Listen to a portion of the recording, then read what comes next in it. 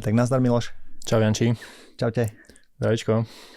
Dobre, Miloš, pokračujeme v ďalšom podcaste. Tak ako sme načrtli aj v minulom, tak potrebujeme rozobrať tie poplatky v investovaní. Tak ideme na to. Budeme pokračovať aj v tom príklade z minula. Keďže ako sme tam mali, že idem si investovať nejakú pravidelne čiastku 100-200 eur na obdobie nejakých 15, 20, možno 30 rokov a chcem využiť toho obchodníka s cennými papiermi niektorého, okay? Lebo sme zistili na pri poslednej debate, že toto je najvhodnejšie pre mňa ako napríklad osobu alebo pre strašne veľa ľudí. Pre bežného človeka, ktorý má svoju prácu, svoje koničky, svoje záľuby. Takže by stíhal kompletne všetko, že proste papučové alebo nejaké gaučové investovanie také, že z pohodia domova neriešime ono. Takže poďme sa porozprávať teda o tých poplatkoch, ktorými všetkými sa môžeme stretnúť. Respektíve, poďme hneď rovno, že ja sa rozhodnem, že idem 100 eur investovať, čo ma čaká. Okay? Cez toho obchodníka cennými papiermi. OK, čiže na začiatku si treba určite uvedomiť jednu vec, že tie peniaze z nejakého miesta musím dostať práve k tomu obchodníkovi s cennými papiermi. Bude to teda zrejme nejaký bežný účet, tak prvú vec, ktorú by som určite odporúčil pozrieť si, či nemám nejaké poplatky na svojom bežnom účte. Či jednoducho za nejaké vedenie účtu si tam si tá daná banka neúčtuje nejakých 6 eur povedzme každý mesiac. Lebo ono sa to nazbiera a je to proste 72 eur za rok a to je čiastka, ktorá mohla byť kľudne investovaná. Hej. Takže prvú vec, ktorú si určite treba pozrieť, skontrolovať, či tam nie je nejaký poplatok na bežnom účte. Lebo existujú banky, ktoré samozrejme majú tie poplatky, niektoré banky, ktoré keď splníte isté podmienky, nemáte ten poplatok, alebo banky, ktoré nemajú vôbec tieto poplatky. Takže o tom samozrejme možno niekedy inokedy, ale toto je taká možno prvá výzva, že skontrolujte si svoj poplatok v banke. OK. Pravidlo číslo 1, neplatiť poplatky v banke. Tak. Lebo dnes tá možnosť je. Dobre, OK. Čo ďalej? OK, takže cesta tých peňazí, nejakým spôsobom posielajú sa peniaze na nejaký zberný účet daného obchodníka s cennými papiermi. Treba byť pripravený, že tých poplatkov je viacej, aj keď sa veľmi o nich nehovorí, preto my sme sa rozhodli o nich povedať niečo viacej. Takže prvý, taký ten najčastejší, s ktorým sa môžeme stretnúť, je transakčný poplatok. Je to poplatok, ktorý sa vyrátáva väčšinou z vkladu, čiže povedzme z tých 100 eur, ktorý tam ide, tak pohybuje sa to od 0,2% až po 1,5% v priemere. To je poplatok, ktorý si stiahne obchodník s cennými papiermi za to, že on vykoná ten daný pokyn, že zainvestuje tie peniaze. S týmto je to v podstate poplatok, ktorý nie je až tak likvidačný, je to maličké percento, respektíve aj pri tomto poplatku sa snažíme dostať ho čo najnižšie. Lebo 1,5% je zo 100 eur také, že OK, ale keď už je to 1000 eur, keď už niekto proste investuje viacej, tak už sa to môže odzrkadliť z toho dlhodobého horizontu. Ďalší poplatok, ktorý tam máme, je vstupný poplatok. A tento je v podstate za to založenie tej danej zmluvy, za nejaké zaučenie klienta, za nastavenie portfólia, za nejaké to know-how, ktoré je celé za tou danou investíciou. Toto sa pohybuje od 0 do 5% z danej cieľovej sumy. Pre vysvetlenie, cieľová suma je...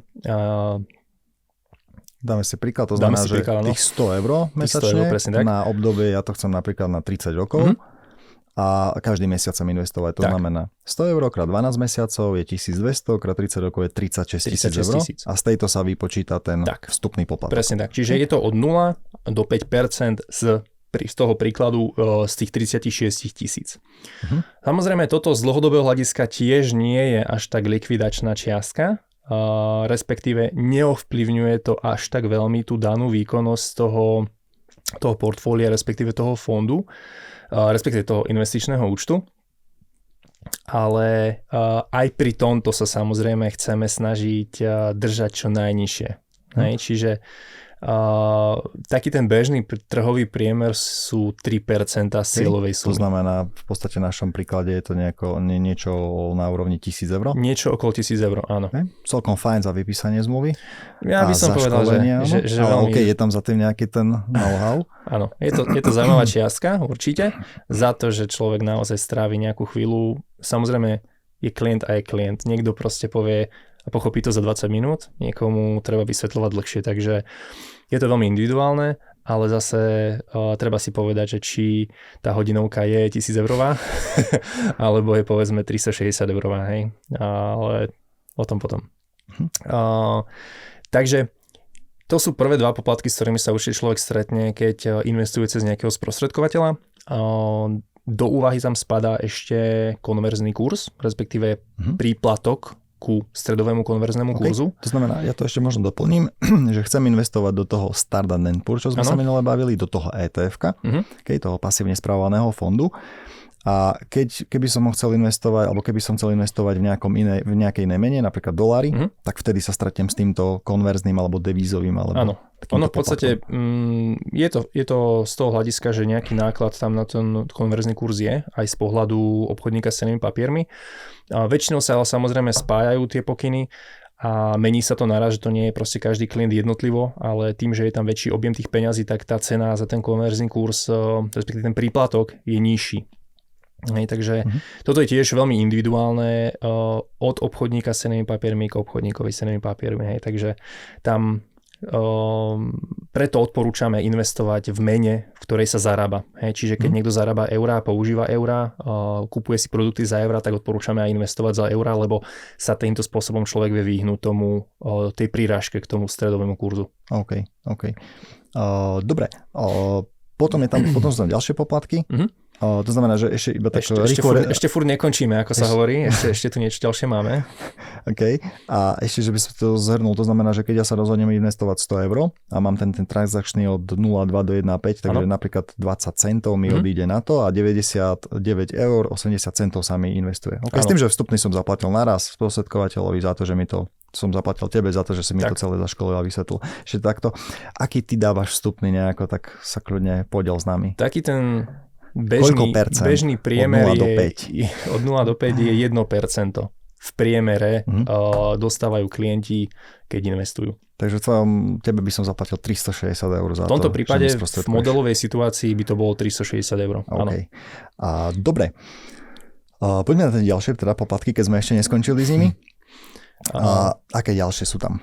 Jeden z tých najčastejších, o ktorom sa najmenej rozpráva, je tzv. Manažérsky poplatok. Pri tomto dvíham varovný prst hore, lebo toto je práve ten poplatok, ktorý by si mal každý skontrolovať na svojej zmluve. Sprostredkovatelia ho buď nekomunikujú absolútne vôbec, alebo aj ho komunikujú s takou istotou a s takým presvedčením v hlase, že si ho obhája.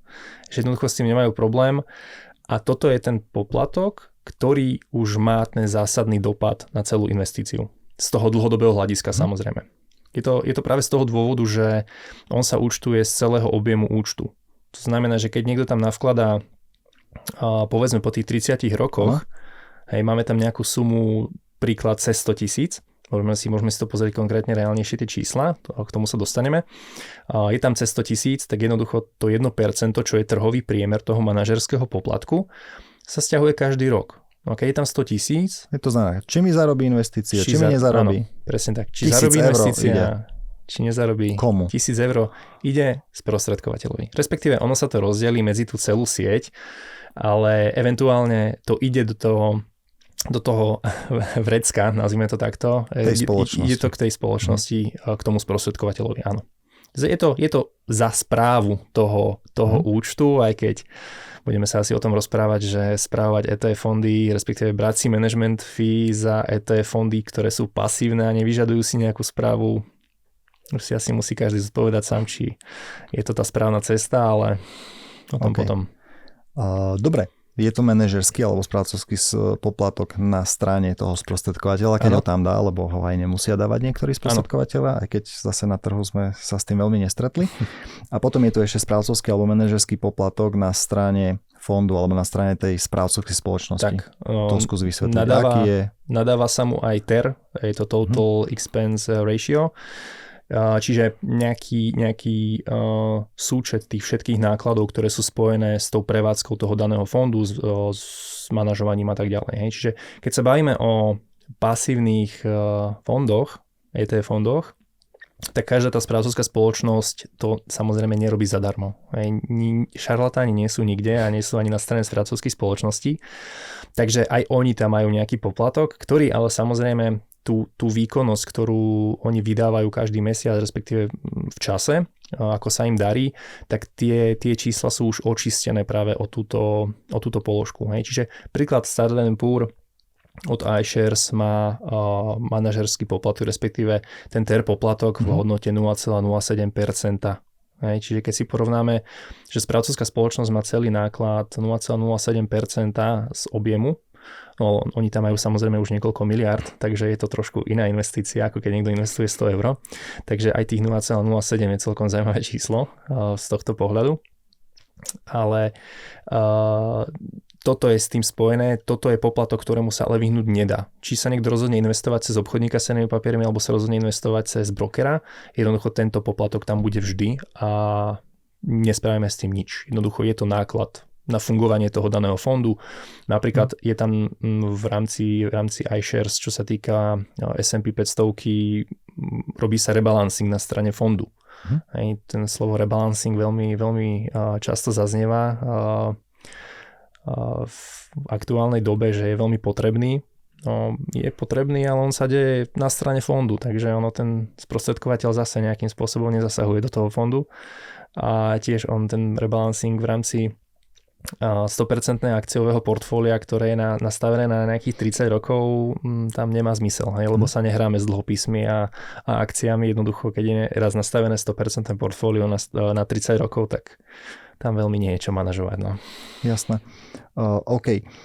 To znamená, tento poplatok je spravodlivý, je zásluhový. Ten poplatok na strane fondu? Ten poplatok na strane fondu určite zásluhový je, keďže keby tam nebol, tak by ten fond asi nefungoval a neexistoval by. Zase z opačného garde, keď je nastavený u sprostredkovateľa a reálne mi ten sprostredkovateľ robí nejaký nadvýnos oproti tomu trhu, že reálne sa mi špára v tom trhu, reálne mi upravuje to portfólio tak, že si porovná toho pasívneho investora, ktorý si len 12 mesiacov nakúpi ten S&P 500 a nepohne ničím, neupraví si nič, iba tam proste pošle peniaze a ten sprostredkovateľ naozaj robí niečo pre ten trh, že urobí nadvýnos oproti tomu indexu, tak nech si tie peniaze zoberie, lebo vďaka nemu som povedzme ja zarobil 2-3%. Treba si ale zodpovedať zase druhú stranu mince, že koľko je takých sprostredkovateľov, ktorí to dokážu. Sú obrovské fondy, hedžové fondy, ktoré to jednoducho nedokážu a tí sú vedomosťami aj tými prostriedkami, skúsenostiami úplne inde, ako je bežný sprostredkovateľ na našom trhu. To, že niekto si pozrie raz mesačne alebo raz týždenne, ako sa vyvíja trh, alebo si prečíta nejaký YouTube, alebo vypočuje si YouTube, prečíta si nejaký článoček a zoberie si to 1% za to, že správuje to portfólio, ale ideme zase. My v tom máme jasno. Lebo a zase na druhej strane treba to obhájiť dlhodobo. Keď to znamená, že ako jeden rok sa mu to môže podariť, ale keď to zopakuje 10 rokov, tak vieme, aká je štatistika toho, že aktívna správa versus pasívna správa, takže zase sa dostávame k tomu, že tá aktívna nedokáže poraziť tú pasívnu, takže tak, dobre. Nie je tam cesta. Akými ďalšími poplatkami sa môžeme stretnúť pri tých investíciách? V podstate si už možno aj načrtol tú tému, že ak niekto príde a porazí ten index, alebo to ETF-ko, tak si môže za to zobrať odmenu. Tu sa stretávame na trhu s takým, že výkonnostným alebo success fee, tak skús možno ešte k tomu niečo povedať, alebo aké sú také nejaké možnosti. Výkonnostný poplatok na trhu máme. Je to v podstate keby z nejakého nadvýnosu oproti tomu indexu. Tých nastavení toho výkonnostného poplatku je viacero. Nechcem ísť úplne do hĺbky a popisovať teraz každý. Taký najznámejší možno povedz. Najznámejší, s ktorým sa vedia ľudia stretnúť, je high watermark. Čiže nejakým spôsobom ten fond musí poraziť tú najvyššiu hodnotu, ktorá bola. A až vtedy sa môže ten daný poplatok účtovať. Môže to byť kľudne nejakých 10-20% z toho nadvýnosu. Čiže to sú ďalšie poplatky, ktoré zasahujú do celej tej investície. Samozrejme, kebyže máme roky, že za každým iba rastieme, že proste naozaj lineárne rastieme hore, tak aj tento poplatok si zoberie svoje, ale furt nie je tak likvidačný ako management fee, s ktorým sa stretávame na trhu asi najčastejšie. Tento výkonnostný nie je tak častý. Máme tam, myslím, že nejakú tabuľku, nejaký prieskum, ktorý sme robili. Pár ľudí ho malo, je to samozrejme nie nejaká obrovská čiastka ľudí, ale pár ľudí ho tam nastavený malo, takže samozrejme aj tento poplatok je tiež taký ten, ktorý si treba skontrolovať, či náhodou ho na tej zmluve nemám a možno sa spýtať, že za čo reálne ho platím a ako reálne vy ovplyvňujete tú investíciu, že si ho účtujete. Tak stále sa bavíme pri tých ETF-kách a pri pasívnom správe. Nie je to pri aktívnej správe. Ak pri aktívnej správe tam porazí sa ten nejaký benchmark alebo niečo, tak vtedy OK, je to zásluhové. Dobre, ešte aké iné poplatky, lebo sú tu potom nejaké také, že napríklad aj u brokerov sa stretáva človek, už teraz prechádzame aj od obchodníka s cennými papiermi aj k brokerovi, že sú tam nejaké poplatky za nečinnosť alebo neaktivitu. A potom nejaké spready. Tak, skús toto. Tak. Toto je vec, ktorú možno budú poznať skôr tí skúsenejší investori, ktorí teda investujú cez brokerov. Brokery vo všeobecnosti majú tie poplatky stiahnuté na minimum, aby to bolo proste najvýhodnejšie pre toho investora. Tam sa človek najčastejšie stretne s tým transakčným, respektíve lomitko vstupným, lebo je to z toho vkladu, čo býva ve väčšine prípadov okolo 0,5%. Zase závisí od toho, v akej výške človek investuje. Zase v akej menej investuje, lebo môže tam byť nejaký konverzný kurz, nejaká prirážka, nejaký poplatok za to. Niektorý ten broker môže mať aj ten poplatok za nečinnosť, že niekto sa rozhodne rok prestať investovať a proste napríklad ak niekto nezainvestuje pol roka, tak už mu môže byť sťahované niečo z toho účtu. Za tú úschovu tých aktív, za tú úschovu ktoré tam má. Napríklad. Úschova tiež môže byť z objemu účtu. Čiže to je tiež, vo všeobecnosti sa chceme dostať k tomu, že všetko, čo je z objemu účtu, je zlé. Pre vás, ako investorov. Takže na toto si treba dávať bacha, všade, kde je P.A. ako per annum, tak toto je to, čo ideálne nechcete mať vo svojej investícii, lebo to je to, čo vám znižuje tú výkonnosť z toho dlhodobého obdobia. Okay. Dobre, uvedeme si teraz akože nakoniec taký konkrétny príklad toho, že keď chcem investovať napríklad tých 100 eur mesačne na to obdobie, že aký rozdiel spravia iba poplatky nejakého priemerného bežného sprostredkovateľa, alebo s tým, čo sa na trhu stretneme a ako to máme my u nás vo vybavené.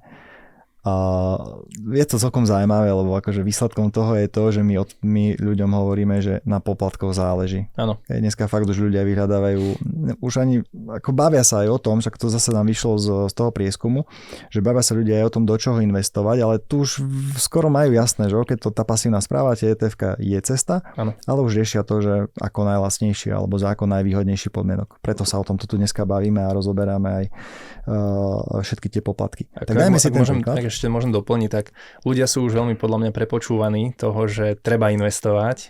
Už ľudia sú aj vedia. Prepočúvaní a už aj vedia, že áno, treba investovať do tých ETF fondov, lebo sú lacné. Čo ľudia nevedia a čo neriešia, to je podľa mňa ten nový level tej finančnej gramotnosti, ktorá sa tu hovorí z každej strany na nás, že teda ľudia by sa mali viacej vzdelávať v tomto, ľudia by sa hlavne mali začať vzdelávať aj v poplatkoch.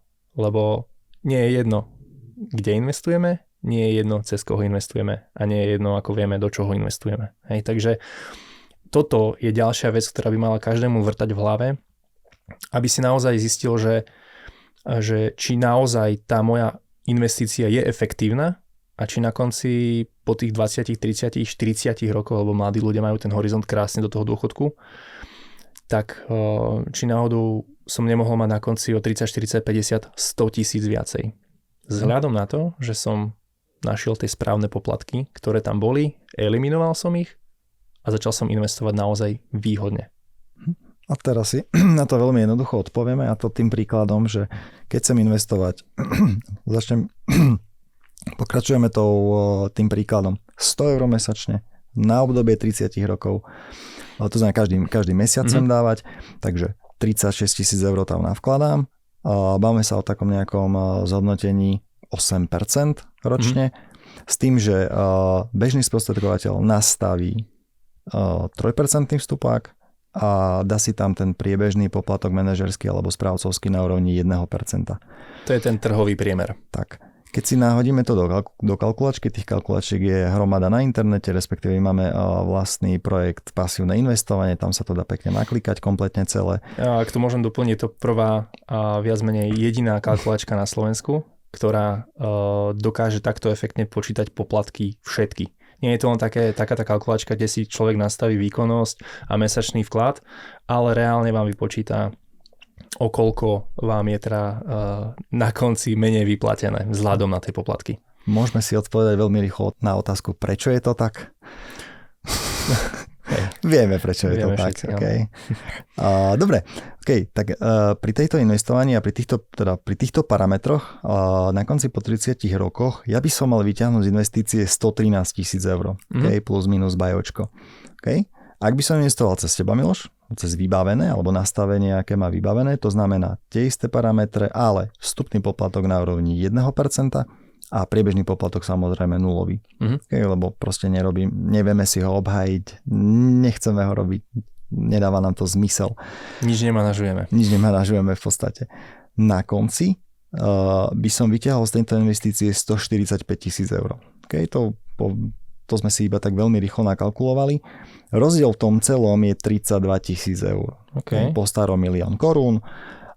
Každý nech si zodpovie, či to je málo, či je to veľa. Niekto za tým vidí Škodu Octaviu. Ja, keď som si to iba tak nad tým nejako, keď sme to aj pripravovali, rozmýšľal, tak to je v podstate skoro ten môj celý vklad, tých 36 000 eur. Áno. Takže výstupom z toho celého nášho uvažovania o poplatkoch je ten, že na poplatkoch záleží. Určite. Na poplatkoch záleží a určite by si to mal každý skontrolovať. Či tam ten poplatok naozaj nie je skrytý niekde, či sa tam neúčtuje, či nejde niekomu do vrecka za nejakú možno nie veľmi obhajiteľnú službu, ktorá tam je.